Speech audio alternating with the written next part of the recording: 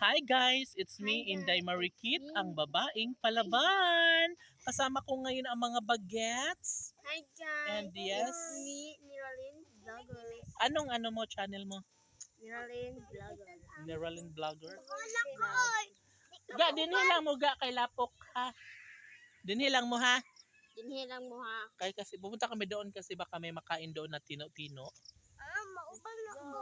Dili pwede kayo na, bingkay na, bingkay. Makahadlok ka tawaman ko, Agi.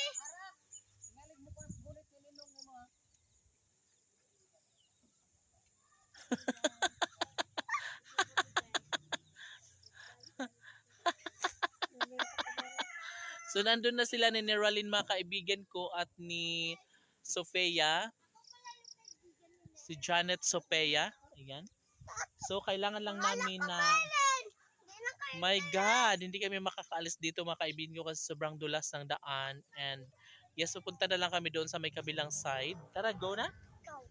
Dito lang tayo dadaan.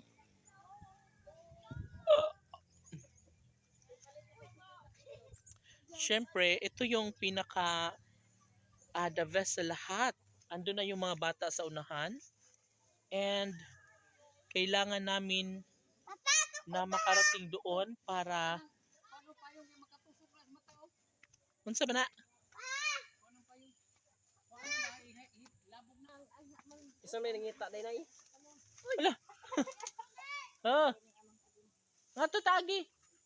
Ang nga rin may agi kay dangog. Pero may Go, go, go. go go go.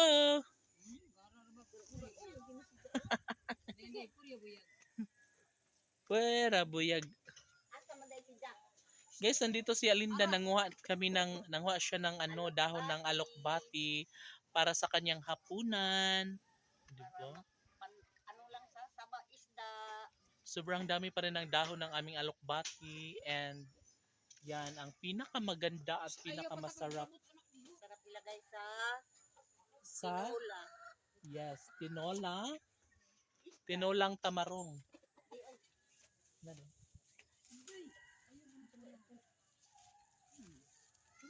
Basta pagpabaho-baho lang ba?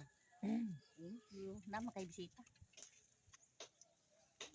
So and guys, kumukuha pa ng maraming dahon si Lenda, and nakaprito na rin siya ng isda para sa kanyang Hapunan. sahog. Panghapunan sa sahog.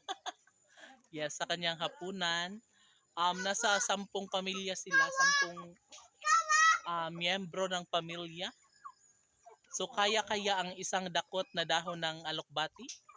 Kayanin natin to para healthy sa katawan Yes. ko. So mga kaibigan ko, may bisita pa ako and pupunta muna ako doon saglit ha. Wait.